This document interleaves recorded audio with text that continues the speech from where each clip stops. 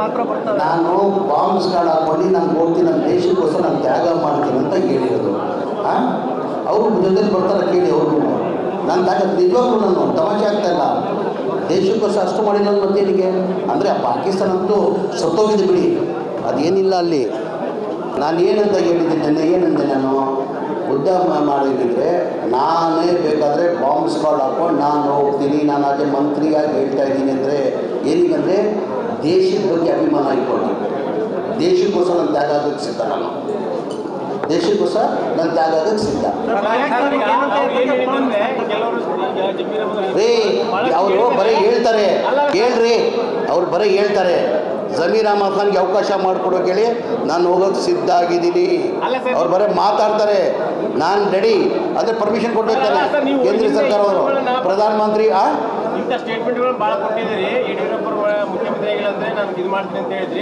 ಹೌದ್ರಿ,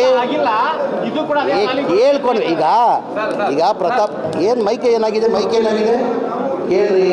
ಆ ಟೈಮಲ್ಲಿ ಏನಾಗಿದೆ, ಮೆಜಾರಿಟಿಯಾಗಿ ಮುಖ್ಯಮಂತ್ರಿ ಸಿದ್ದರಾಮಯ್ಯ ಅವರು BJP ಸರ್ಕಾರ ಬಂದರೆ ಏನು ಇಲ್ಲಲ್ಲ. ಆವಾಗ ಏನಂದಿದ್ದೆ ನಾನು, ಮೆಜಾರಿಟಿ ಬಂತ, 110 ಸೀಟ್ ಬಂತು, 110 ಸೀಟ್ ಬಂತು. ಈಗ ಮ್ಯಾಜಿಕ್ ನಂಬರ್ ಎಷ್ಟು ಬೇಕಾಗಿ ಸರ್ಕಾರ ಇಲ್ಲಲ್ಲ, 110 2008 2008 110 ಬಂದಿದ್ದು, 110 ಬಂತು. ನಾನು ಹೇಳಿದೆ ಅವ್ರಿಗೆ ಮೆಜಾರಿಟಿ ಬಂದು ಅವ್ರ ಸರ್ಕಾರ ರಚನೆ ಮಾಡಿ ಯಡಿಯೂರಪ್ಪ ಅವ್ರ ಮುಖ್ಯಮಂತ್ರಿ ಆದರೆ ನಾನು ಅವ್ರ ಮನೆಯಲ್ಲಿ ವಾಚ್ಮೆನ್ ಕೆಲಸ ಮಾಡ್ತೀನಿ ಅಂತ ಹೇಳಿದೆ. ಮೆಜಾರಿಟಿ ಬಂತ, ಜನ ಆಶೀರ್ವಾದ ಮಾಡಿದ್ರ. 113 ಮ್ಯಾಜಿಕ್ ನಂಬರ್ ಎಷ್ಟು ಸರ್ಕಾರ ರಚನೆ ಆಗಬೇಕಾದ್ರೆ 113 ಬೇಕಾಗಿರೋದು, 110 ಬಂದಿರೋದು.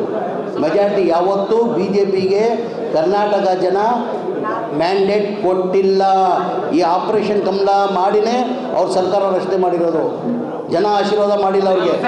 ಜನ BJPಯವ್ರನ್ನ ಯಾವತ್ತೂ ನಮ್ಮ ರಾಜ್ಯದಲ್ಲಿ ಆಶೀರ್ವಾದ ಮಾಡಿ ಮ್ಯಾಂಡೇಟ್ ನಂಬರ್ ಕೊಟ್ಟಿಲ್ಲ ಅವ್ರಿಗೆ.